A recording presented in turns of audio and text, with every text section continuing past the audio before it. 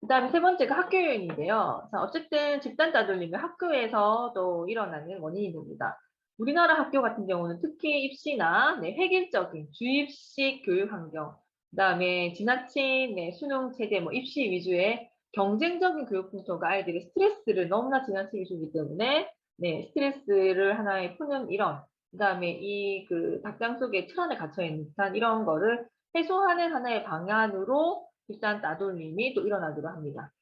그다음에 사회적인 요인인데요. 자, 우리나라 기성세대들이 보여주는 것 역시 이제 직업 또는 이런 직장, 이런 생활에서 굉장히 이제 살아남기 위한 이런 경쟁심으로 인해서 청소년들은 누구보다 더 청소년기부터 이기적이고 자기중심적인 경향을 강화시키게 되죠. 그래서 타인을 짓밟고 올라가야지만 성공한다라는 이런 사회적인 풍토 때문에 타인에 대한 수용 능력이 점차 결핍되고 있다는 것도 큰 문제가 됩니다.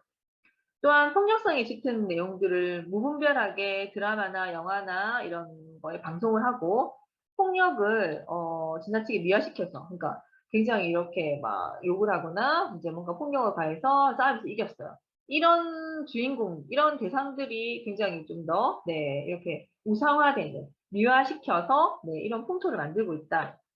그다음에 자기중심적이고 뭔가 가진 자, 소비지향주의적인 분위기를 조장하는 TV나 인터넷 등 대중매체에도 한 역할을 하죠.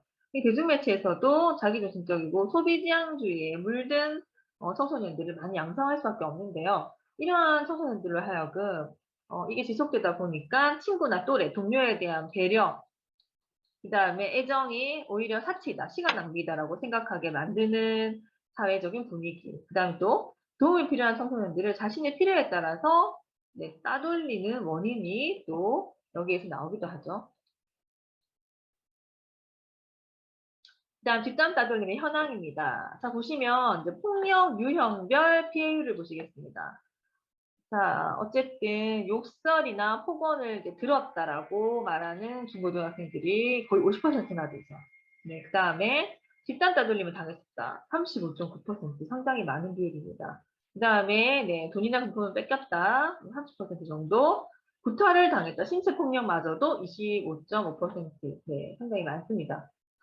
자, 이게 2014년도 기준인데요. 최근에도 구수치는 변동이 거의 없다고 하고요. 집단 따돌림은 따돌림을 주도하는 청소년, 그다음에 이 따돌림을 당하는 피해 청소년, 그리고 주변에 있는 청소년 모두에게 그 집단 따돌림을 하는 것을 제3자가 보더라도 심리적인 스트레스를 받는다는 거예요. 모두에게 심각한 정신적인 피해를 줄 수 있습니다. 이런 환경 속에서 1년, 3년, 6년 보낸 아이들의 성장 과정에 당연히 영향이 미치겠죠.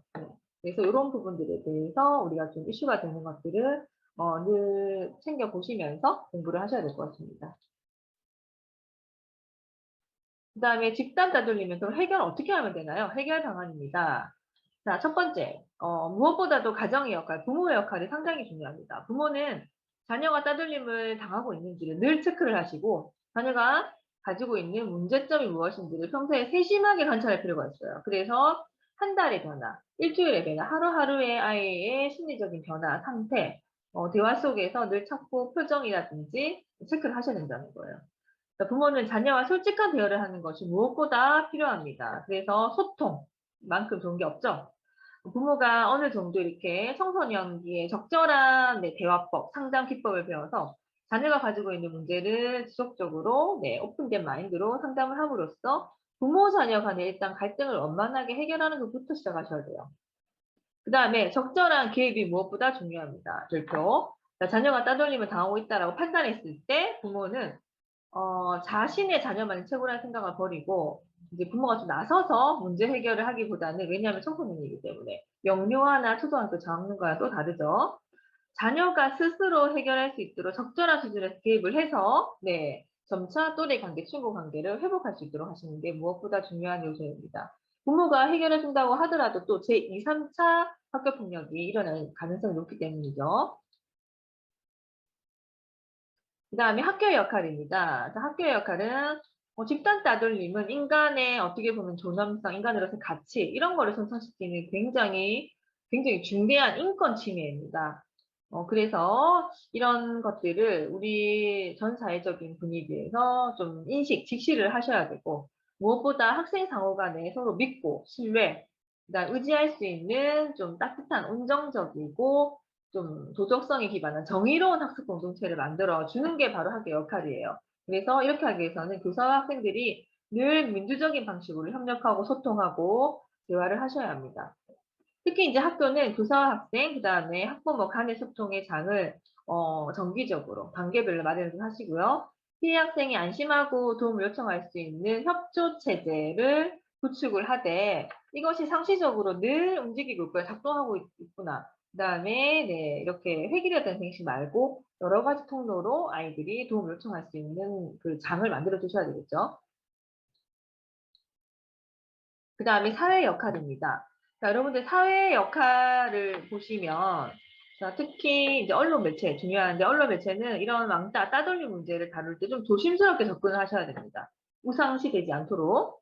청소년 상담실에서는요, 전문 상담 활동의 뇌신화를 탄탄하게 만들기 위해서 따돌림에 대한 여러 가지 상담 기법 또는 상담 이제 프로그램을 좀 개발해서 보급도 하셔야 되고요. 이제 피해 학생과 가해 학생들에게 적절하게 상담 기법을 통한 네, 해결, 처우가 이루어지도록 하셔야 됩니다.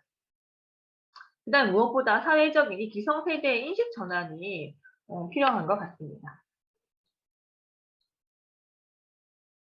자, 두 번째 학교 폭력입니다.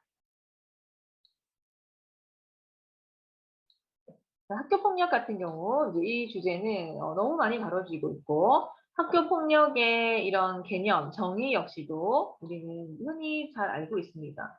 그래서 학자별로 보겠습니다. 유순례 선생님은요, 가해 학생을 중심으로 타인에게 해를 끼치기 위해서 힘을 가하고 무력을 가하고 언어적인 공격, 그 다음에 상징적 심리적인 강제, 집단 따돌림 등 다양한 수단을 사용해서 자, 어디에서 일어나는 거? 학교나 학교 주변에서 네, 친구, 또래에게, 타인에게 심리적 또는 신체적 피해를 입히는 모든 행위를 학교폭력으로 정의하고 있습니다. 그 다음에 이런 학교폭력의 유형은요. 자, 가해자나 피해자의 신분, 그 다음에 폭행이 이루어진 장소를 중심으로 학교 내에서의 폭력과 학교 밖, 학교 외에서의 폭력으로 구별해서 살펴볼 필요가 있어요. 자, 폭력의 내용에 따라서 김준호 선생님께서는 학교 폭력을 5가지 유형으로 나누고 있는데요. 일반적인 폭력, 언어적 심리적인 폭력, 그다음 신체적 물리적인 폭력, 그다음에 사람을 괴롭히거나 때리면서 쾌감을 느끼는 증오적인 폭력, 그다음에 금품 갈취 등 어떤 목적을 달성하기 위한 도구로서의 폭력, 그다음 네, 성희롱 성폭력으로 나누고 있습니다. 자, 왜 그런 학교 폭력이 일어나는지 원인, 문제점을 좀 살펴보도록 하겠습니다. 첫 번째가 이제 개인적인 원인인데요. 여러분들 청소년은 이런 신체적, 심리적으로 좀 미완성된 네, 단계죠. 인격체로서 발달 과정 속에 있는 아이들이에요. 그렇기 때문에 사춘기에 이런 특이성을 갖고 있기 때문에 좀 특이한 환경에서 잘못된 행동을 하면 비행을 저지를 수 있습니다. 그래서 이런 것들이 좀 강화를 받고, 네, 이렇게 좀 방치되고 이런 아이들이 이렇게 많이 일어난다. 이들은 정서적으로 좀 늘 불안해요. 그래서 가정생활, 학교생활, 모든 생활에서 불평, 불만을 늘 이렇게 폭발하듯이 가지고 있어요. 좌절도 많이 겪었고. 그래서 이런 것들이, 네, 의외로 이제 친구들을 만나거나 자기보다 힘없는 사람을 만났을 때 운동적인 언어, 그 폭력 등 반사회적인 행동으로 나타나게 되는 거죠. 그다음에 가정적인 또 원인은 최근에 많이 들고 있습니다. 자, 보시면 이제 가족 제도가 대가족에서 핵가족화로 되면서 부모가 어떠한 자녀를 교육시킬 수 있는 내용들이 이제 양적으로 상당히 증가했어요. 그러니까 예전에는 이제 조부모님도 계시고 뭐 여러 명이 이렇게 아이의 이런 그 인격이라든지 그쵸 인성 지도를 한 반면 지금 이제 오로지 이제 엄마 아빠 모든 그 자녀 교육과 관련된 내용을 전담하셔야 된다는 거예요. 자, 그런데 그거 외에 이제 뭐 두 분 다 직장을 가신다든지, 그 다음에 여러 가지 이제 사유로 뭐 아이가 떨어졌다든지, 뭐 이런 여러 가지 가정적인 요인이 또 제대로 자녀 교육을 시키기에 부족한 환경이 제공되고 있습니다. 두 번째, 최근에 이혼율이 뭐 50% 이상 넘죠. 그래서 이러한 증가로 한부모 가정이 증가하고 있다는 점에서 대부분 이런 아이들이 학교 폭력을 일으킬 가능성이 많더라라고 학자들은 얘기하고 있고 부부 폭력과 자녀 학대가 또 원인이 될 수 있습니다. 그쵸? 이제 아빠가 엄마를 늘 괴롭히거나